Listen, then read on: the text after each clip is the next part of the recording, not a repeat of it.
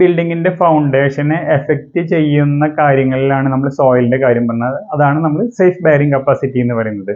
ഈ safe bearing കപ്പാസിറ്റീനെ ഒരുപാട് factors effect ചെയ്യും. അതായത് മോയ്സ്ചർ കണ്ടന്റ് വന്നാൽ അത് എഫക്റ്റ് ചെയ്യും, ടെമ്പറേച്ചർ വന്നാൽ അത് എഫക്റ്റ് ചെയ്യും.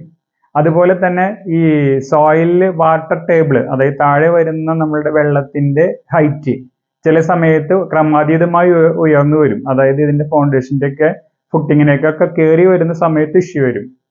ഇതെല്ലാം ഇതിനെ ബാധിക്കുന്ന കാര്യങ്ങൾ. അതുപോലെ ഏറ്റവും കൂടുതൽ പെട്ടെന്ന് ബാധിക്കുന്നതാണ് എർത്ത് ക്വേക്ക്.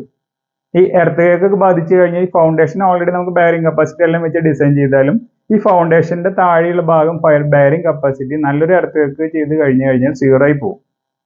ആ സീറോ ആയി വരുമ്പോൾ സെറ്റിൽമെന്റും ഈ പറഞ്ഞ രീതിയിലുള്ള മൊത്തം ഫെയിലിയറിനുള്ള കാരണമാവും.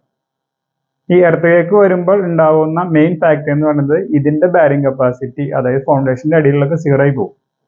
അപ്പോൾ നമുക്ക് ഈ ഫൗണ്ടേഷനും ഈ പറഞ്ഞ കാൽക്കുലേഷനൊക്കെ തകിടുപൊടിയായിരിക്കും. അപ്പോൾ ഈ പറയുന്നതെല്ലാം ഈ നാച്ചുറൽ, അതായത് കലാമിറ്റീസും കാര്യങ്ങളൊക്കെ വരുമ്പോൾ ബിൽഡിങ്ങിനെ ബാധിക്കുന്ന കാര്യങ്ങളാണ്.